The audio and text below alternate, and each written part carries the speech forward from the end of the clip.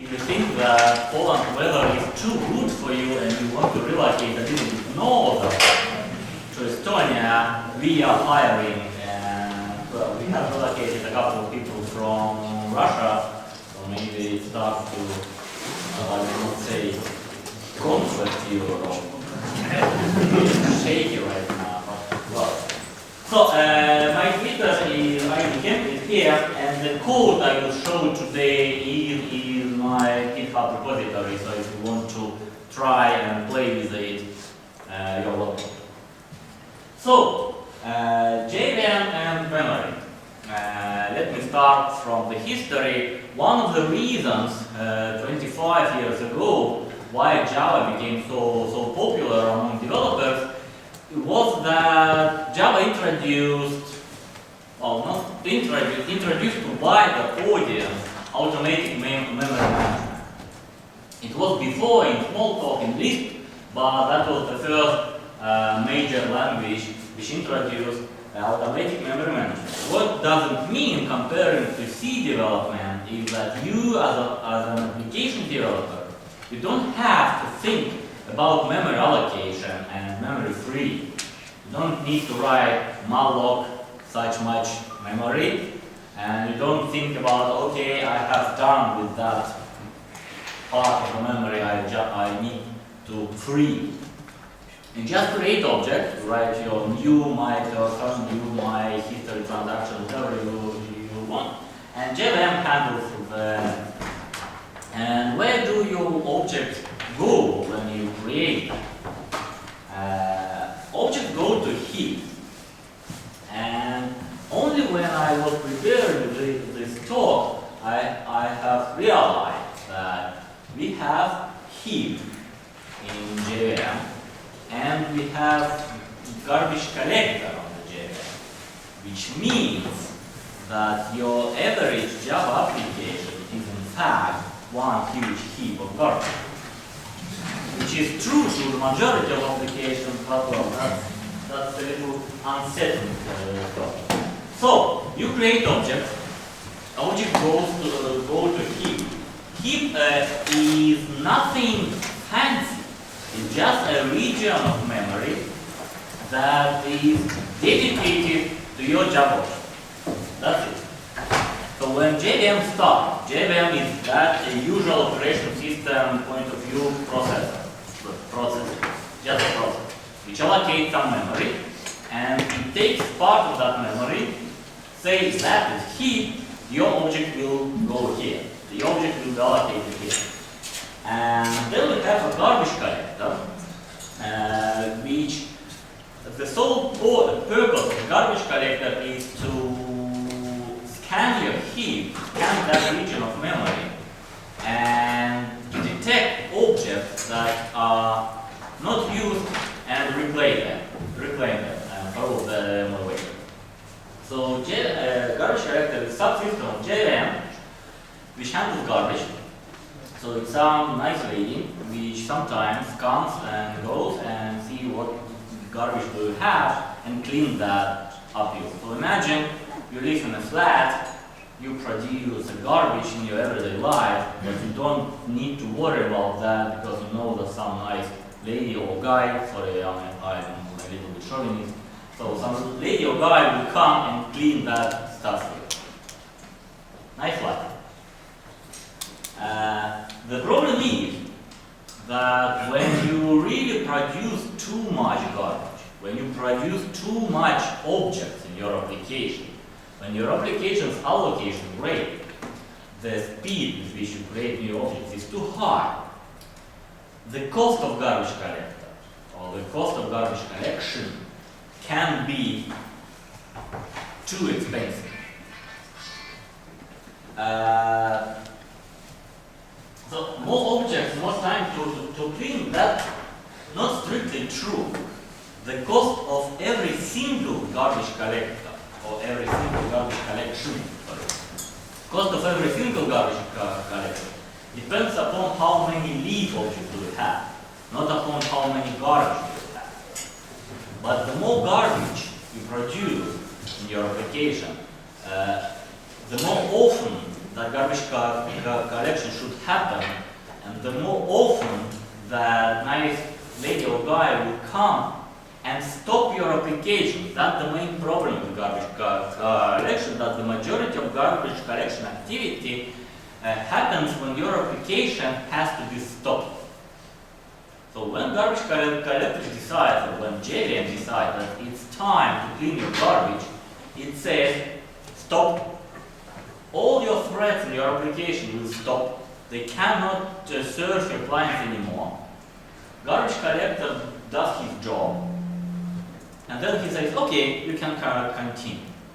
And those garbage collection pauses are one of their main contributors to the degradation of your application performance. The more often garbage collector kicks in, the more often your application will stop, the less useful stuff you can do. And I will demonstrate that in a moment. So, when you have problems with your garbage collector, or you monitor your application, you monitor your garbage collector logs, and you detect that you have too much garbage collection going on, what can you do? Of course, well, just litter where no one can see. So if you put all your garbage in the basement where that nice lady or guy cannot peek into, they will not waste your time cleaning that garbage. If you have a nearby house where you can put all your garbage and live in another house, then again you will not pay the cost of garbage cleaning. So all you just take your garbage, you put that not in your garbage bin, but in the neighborhood, so you don't pay garbage bin. Cool. And in this particular case, well, you can allocate your object outside of the heap or off heap, which essentially means that you go outside your JVM process into native memory and allocate your object there. Why it's good? Because again, then you can create as many objects as you want, and garbage collector will not have a clue about that, and it will not waste your time cleaning all that garbage. And if you remember me saying that the cost of one single garbage collection depends upon how many leaf objects do you have, how many useful objects do you have, because garbage collector has to scan all leaf objects to detect which objects are leaf and which are not. And so if you allocate your objects outside of the heap, garbage collector doesn't need to scan all those objects. So the time of every single garbage collection will be shorter as well. You will have less garbage collection and each one of them will be shorter. Double benefit. Perfect. The problem is that in order to do that, first you cannot allocate your object as usual. You cannot say new object in native memory. You have to do that allocation by hand. I will show you in a moment how. And the second problem is that as long as you dodge that garbage collector, it means that you are back into C time, in those darker ages, and you have to manage your memory yourself, which means you have to allocate that memory yourself and you have to clean that memory yourself. So double responsibility for you. Double responsibility, as usual. So what does it mean that you have to break your object? Imagine that we have a single class, trait, which has 3 fields. And for the sake of the simplicity, those fields, let them be just primitive. If you have objects inside, well, stuff will get much more complicated. But the general idea. So, do you know how much memory does this object of this class consumes in memory in the heap when you do new trait? Can anybody guess how much memory takes one object of the class? How much? 13. 13. No. 32. 32. 35. Yeah, that's more or less accurate. Yeah. So 32 bytes, more or less, give or take. That depends upon which bitness of your operation system, which bitness of your JVM. Do you use compressors or not? But 32 bytes. But the useful information here is only 4441, 13. So, in addition to all those problems that I have enumerated already, we have huge overhead with objects in Java. In fact, that's very huge. But if you take and represent that class as a simple byte array, like that, so integer is 4 bytes by Java language specification. So 4 bytes for the ticket ID, 4 bytes for amount, and well, for space to say that will be integer. Now, 4 bytes for the price and 1 byte, well, we need 1 bit, but we cannot allocate 1 bit. In Java, we can allocate 1 bit, but not 1. So we have 13 bytes. And then, if you break all the objects in such a manner, when you represent them as a byte array, and I will show how you can do that, then you can by hand allocate them and lay them out in native memory, which means that you say, okay, I need such much native memory. I need 2 megabytes of native memory. I need 2 megabytes. What does it mean, 2 megabytes of native memory? That means a byte array with length of 2 times 10 to the power whatever, megabyte. So, that's byte array, that one huge byte array. And now you just put your objects in that byte array. Okay, this object will be in position 0. The second object will be in position 13, etc., etc., etc. And that sounds complicated.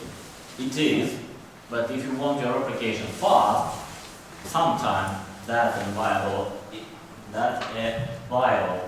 option. And now I will stop talking nonsense and I will show you the code. So, first of all, I will just start the demo, and on the background I will explain what's going on because the first demo is pretty slow. So, what do we have here?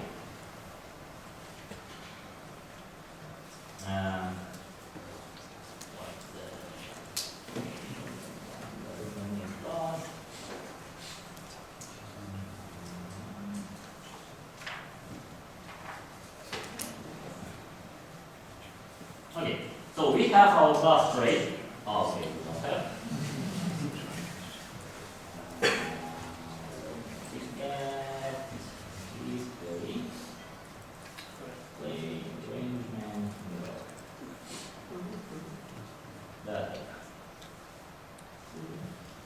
So we have class trait as before. Simple class. And we have this interface. Stock exchange. So we have the trivial stock exchange, which has only 2 operations.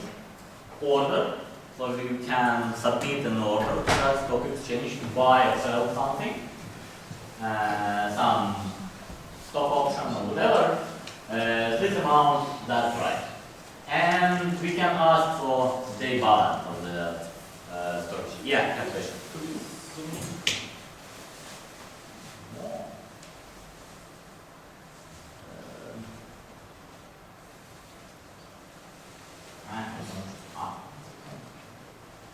There was a magic button. I don't remember. Let me.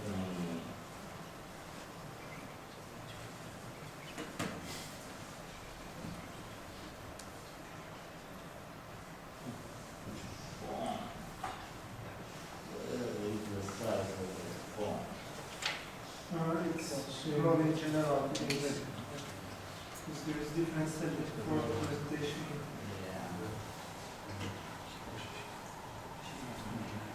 Presentation.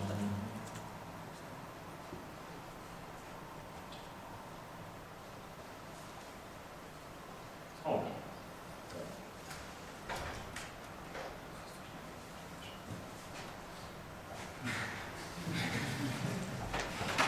Anything change? You probably need to switch to presentation mode. I am a presentation. Ah, okay. That's all. Oh, okay. Right, it and then so, oil and debug. So we can ask for debug how much has been traded. And we know, but some magic crystal ball, that during one day we have 50 million of trades. We know that.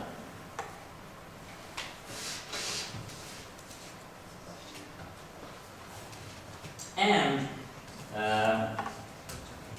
I have, let me start. So this,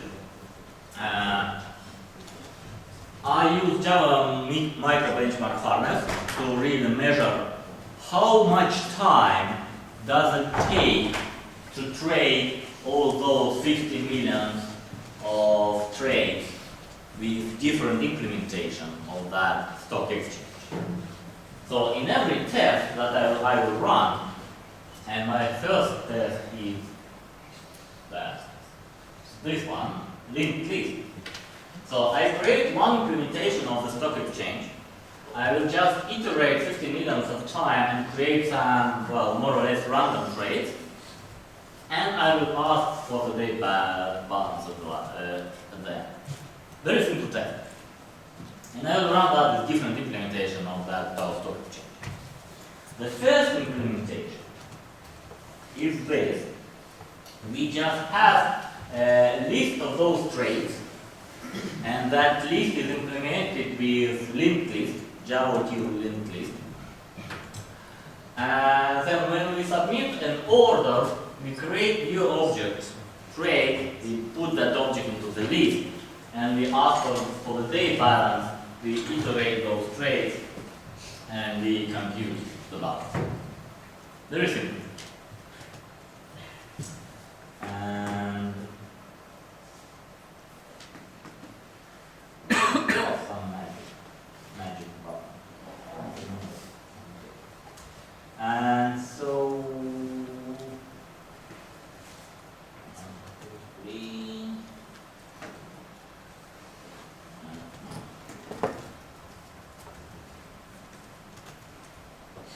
here runs my test.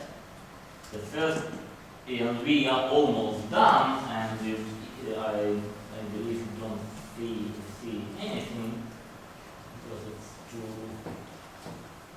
too low.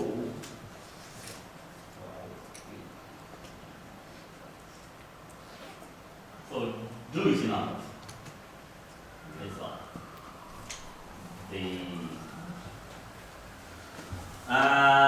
So GMH just runs a number of iterations and measure the average with all clever tricks.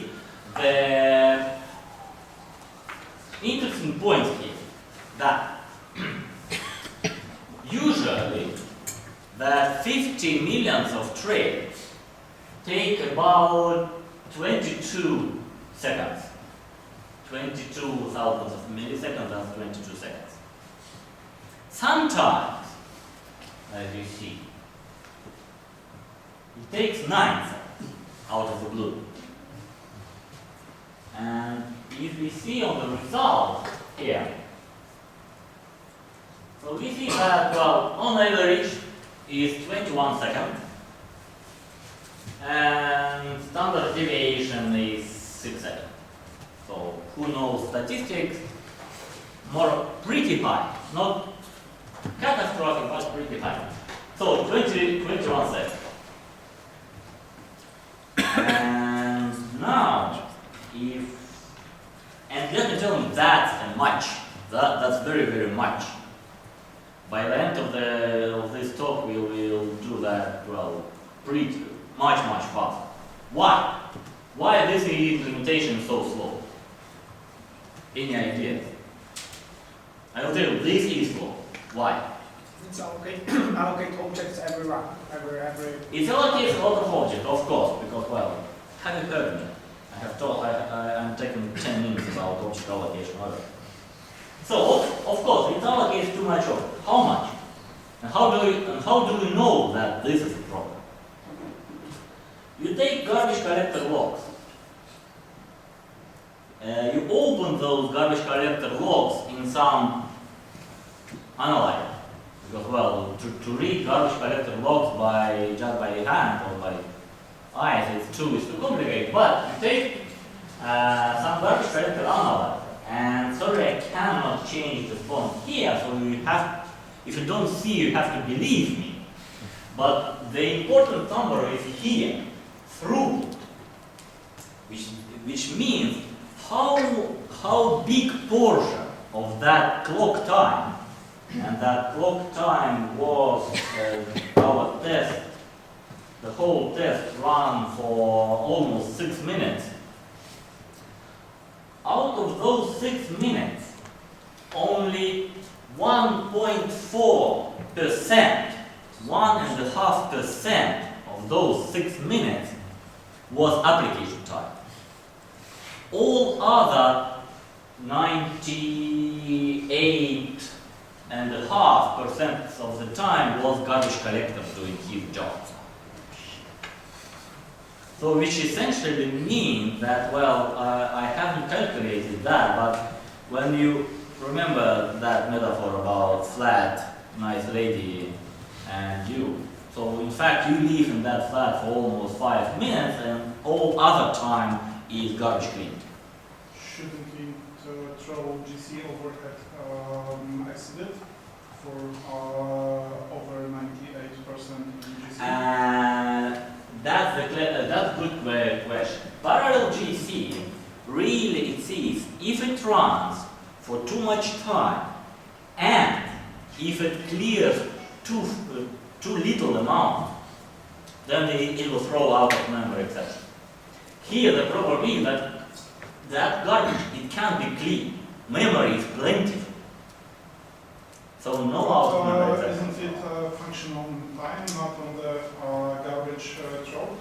Out of memory exception by parallel GC is thrown when garbage collector spends more than 98% of the time and is able to reclaim less than 2% of the heap. Here, he can reclaim all the heap all the time. So you have plenty of heap. You have plenty of space to put your garbage. And so garbage collector happily does his job. So that's machine. He likes to do the job. But well, your application does almost nothing. 1.5%. What can we do? How can we fix that? Let me show you one other implementation of that interface. Array list of exchange. The only difference with the previous implementation is that our list of trays is implemented not as linked list, but as array list. And let's see, does it make any difference?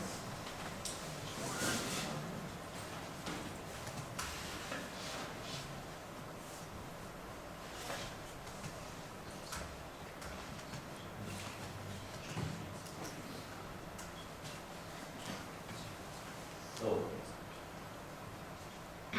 does it make any difference?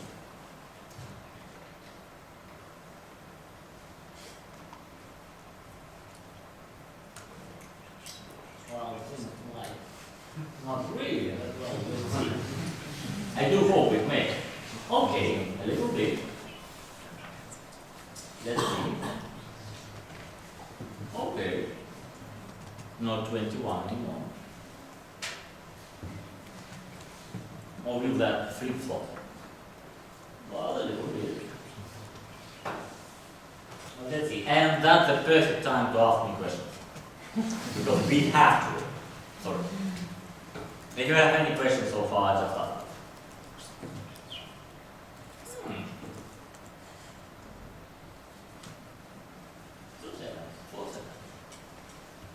Not 21. Could we try to specify the size of this release? Doesn't matter. Not really. Well, I'm wondering, do you have any idea how it would look like if we implemented exactly the same thing with like C++ or any other language without? No. That's in fact a good question, but I don't know.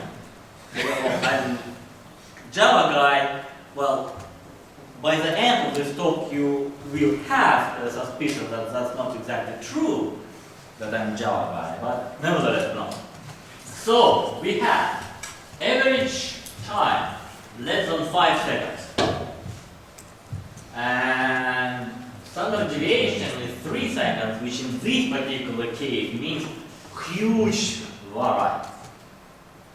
So, what can we say from these numbers? First, just by switching implementation from linked list to array, we have gained speed up of 5 times, more than 5. Why? Well, because we gain more than 5 speed up in our application throughput, because we have decreased the job, or we have decreased the work for garbage collector at least 5 times. That's one lesson. If you remember one thing from this talk, then please let me do not use linked list. Never, never ever. Really. There is not a single use case where linked list is better than array list. And I can claim that because Oracle Performance Engineer from St. Petersburg does investigate these things. They asked the industry, they asked everybody. They were not able to come with any single use case where linked list is better than array list. No. So we could change the implementation of linked list to array list. Nobody. So array list is always better. And well then, 5 times increase in throughput, more than 5 times.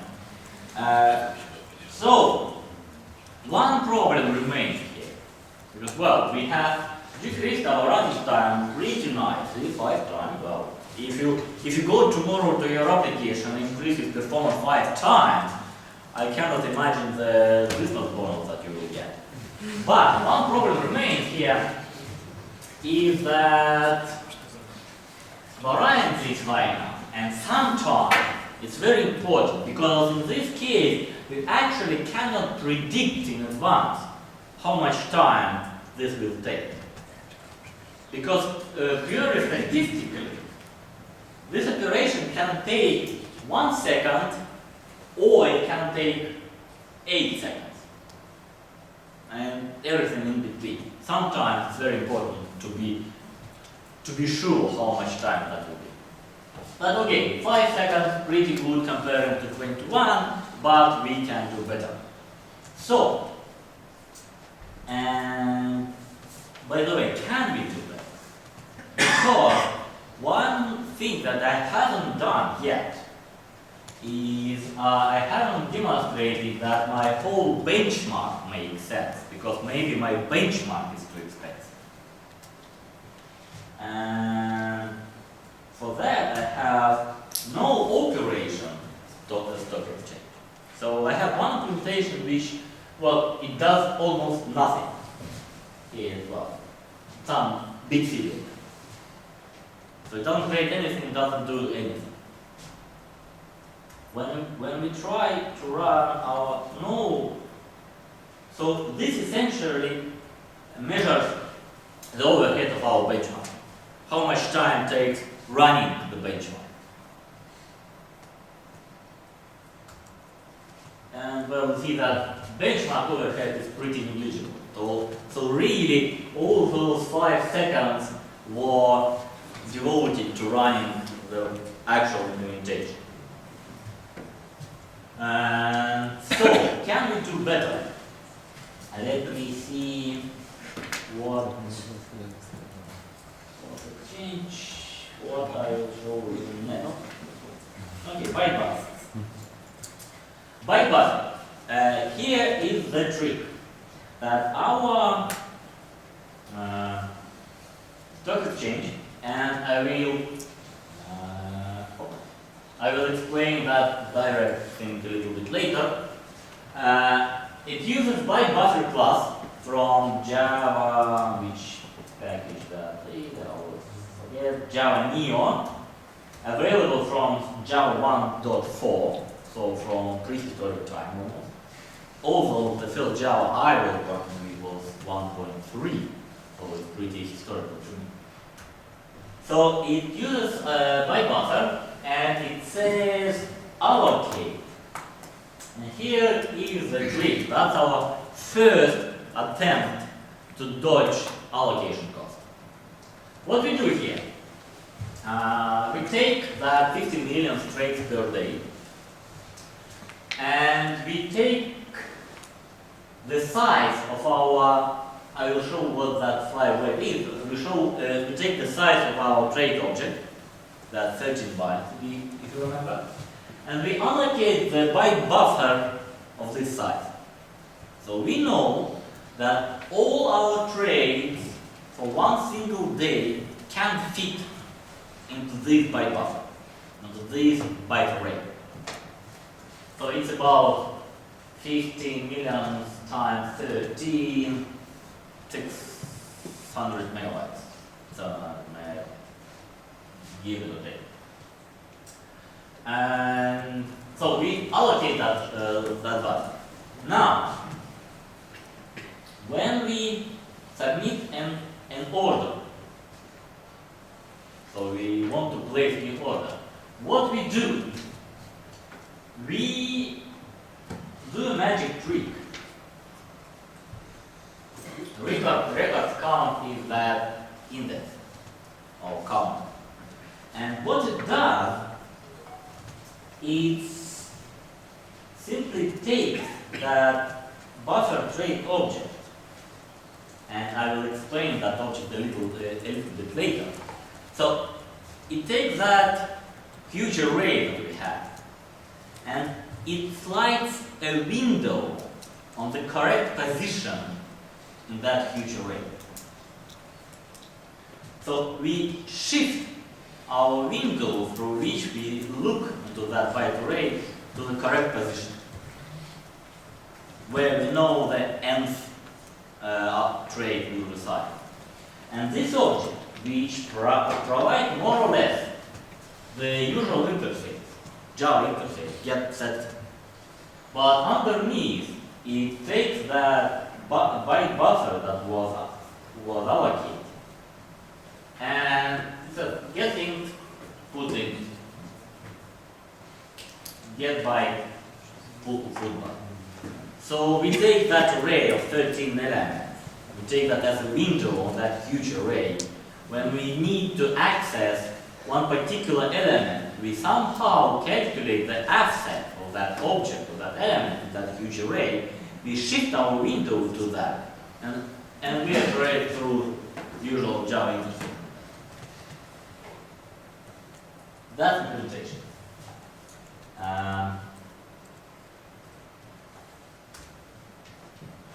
Seems pretty complicated. Should we bother?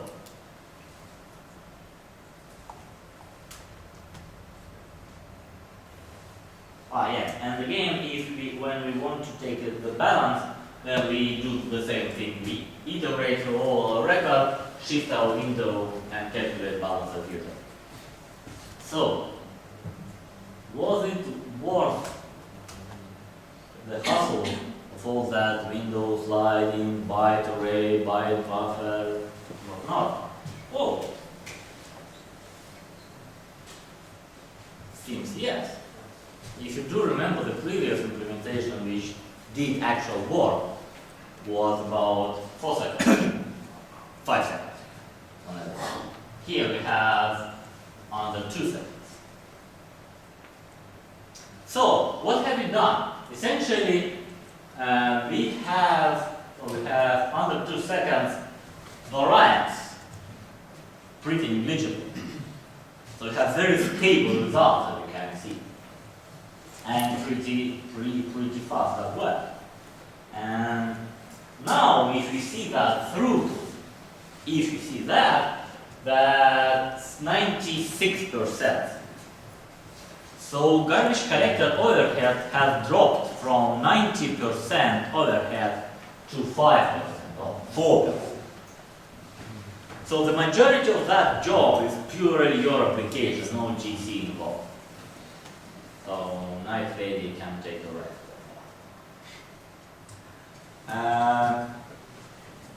So what have you done?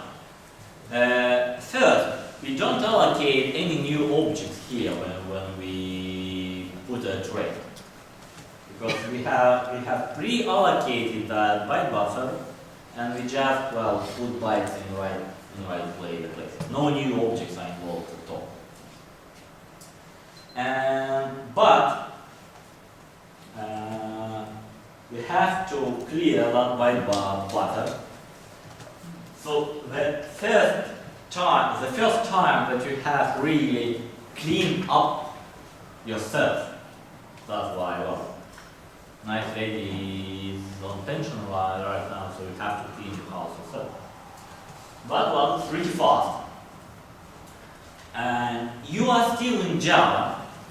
It's pure Java Neon, no fancy tricks with native memory, it's still Java. You have your types checks, you get ints and you put int, you get int. You cannot by accident put int and then shift one byte and get that int corrupted. You still have your range checks, you cannot corrupt the memory, you cannot go past that byte buffer and corrupt your video memory, for example, as you can do with C. But it's a little bit more complicated implementation. So what's that stuff with direct? You can allocate byte buffer in two different ways. You can allocate simple byte buffer, or you can allocate direct byte buffer. The only difference between them, in a nutshell, so you can read the Java doc or byte buffer class. It explains what's direct and what's non-direct byte buffer. The point being that if you use direct byte buffer, it's allocated from native memory, and input-output operations on it are a little bit faster. Creation of byte buffer and cleaning it up, more expensive, but input-output operations are faster. And does it make a difference for us? Let us see. Direct byte buffer.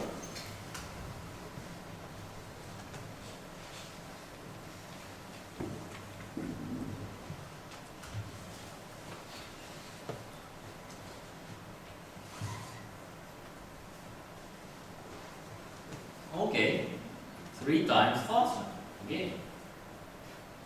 Because in this case, you have a much more operations on byte buffer after it has been created. So it is worth the effort to create one time that expensive buffer and then use it many times.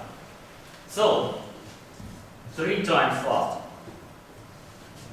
And now it's more or less useless to look into GC log because we have throughput 99.5%. So pretty much everything is your application. No GC involved at all.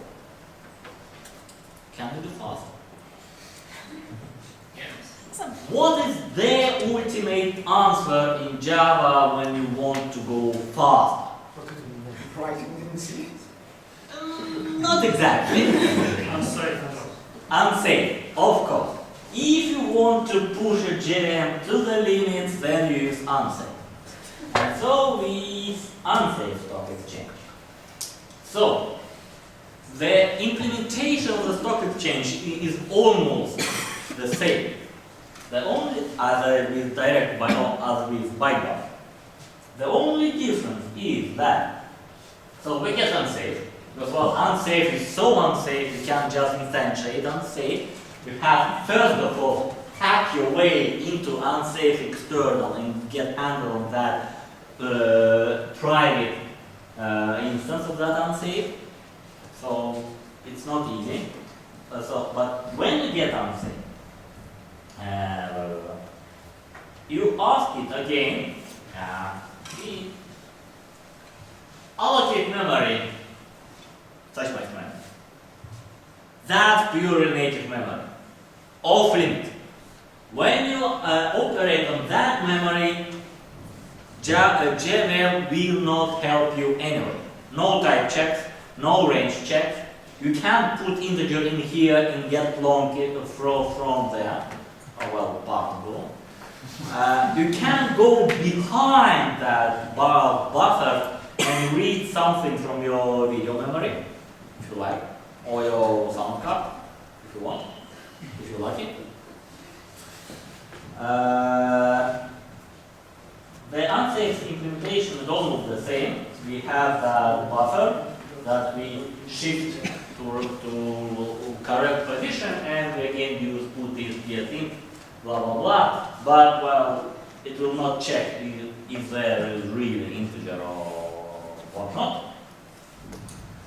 And other implementation is the same. At the end, again, you have to use free memory. So you have to clean that by one. So, unsafe. Can it get much faster? Because let me remind you, our first implementation ran for 21 seconds. Now we have 700 milliseconds. That's how much?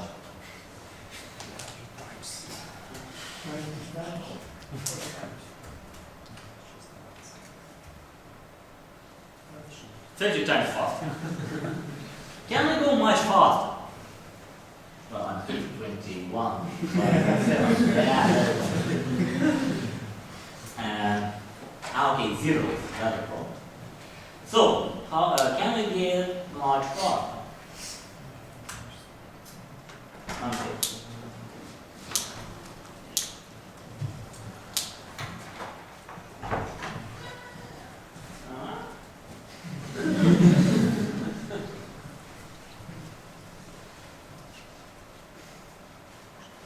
A little bit.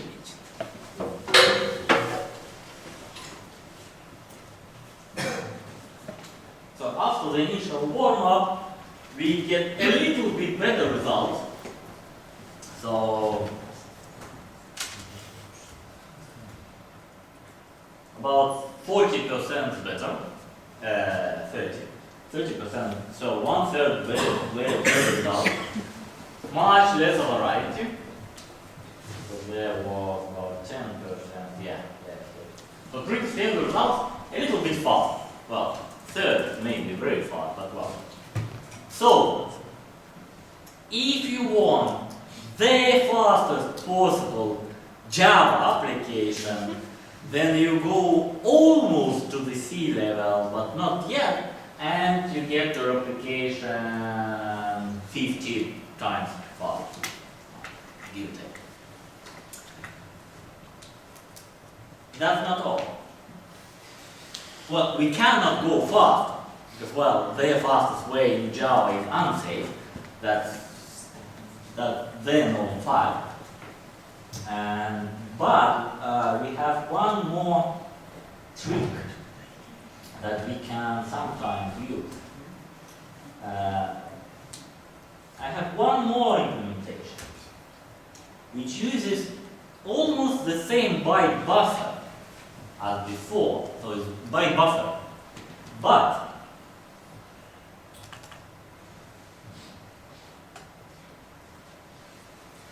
I create new file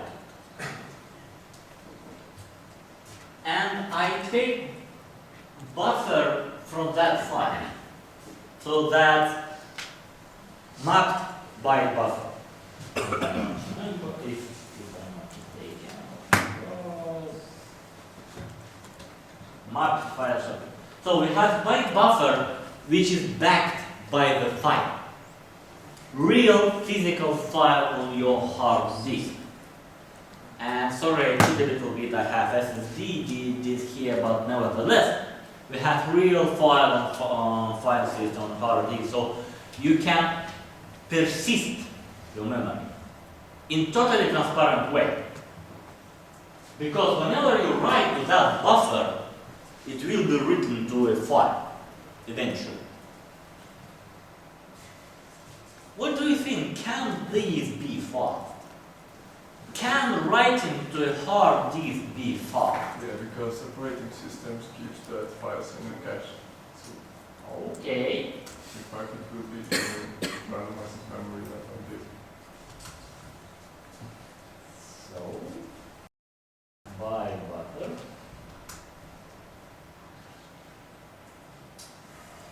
And in fact, I have no idea will that complete or not, because in some versions of JDK they have a bug about cleaning those map files, so I'm not quite sure which one we are. So, what's the running time? Oh.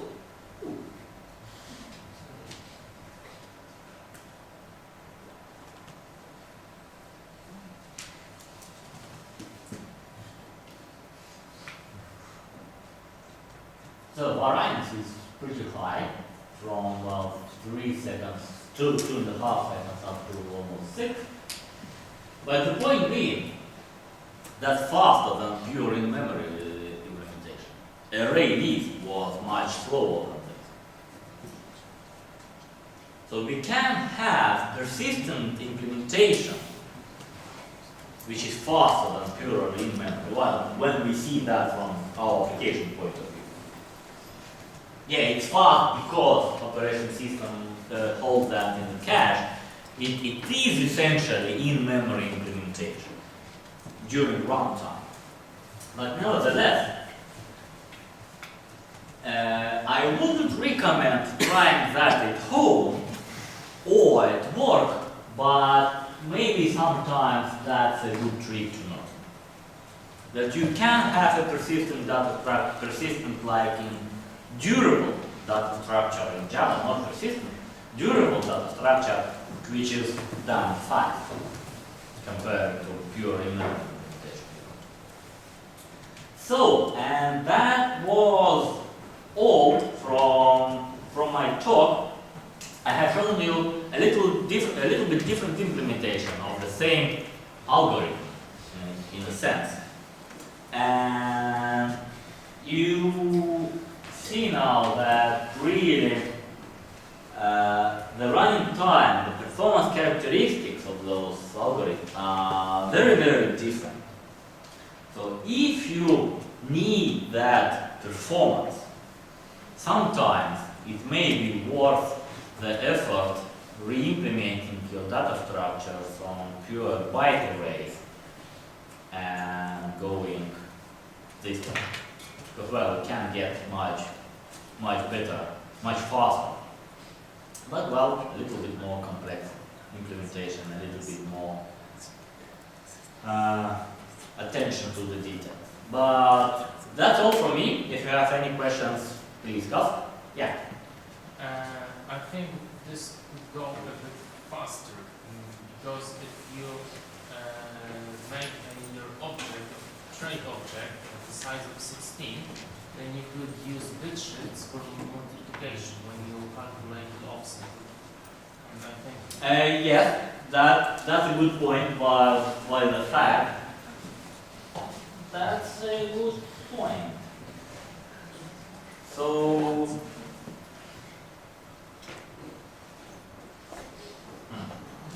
I will try that. That's interesting. So if we, okay, that's interesting. Thank you. I'll try that. I will not try that. I won't try that in demo, so I will not show you how bad I can program under the pressure. But that's good idea. No questions? Yeah. Do you know the future of unsafe class? Because this is from some package and we have Oracle now. Well, Oracle haven't any problems with Sun per se, but there are really talks for Java 9 that they want to remove unsafe class, but they promise, as of now, that the most useful features of that unsafe class will be made public in some way or another, because really a whole lot of applications right now depend upon unsafe, so they cannot just throw that away as well. JVM is all about backup compatibility, sometimes unfortunately. So they want to hide unsafe, but they will make the useful bits of it public. There are talks about it. I don't believe they will do anything in Java 9, taking into account the speed of change in the past, but about 10 or 11, maybe we will not find unsafe anymore. No question. Okay, then thank you for your attention, and if you have any questions, you can ask me in private. Thank you.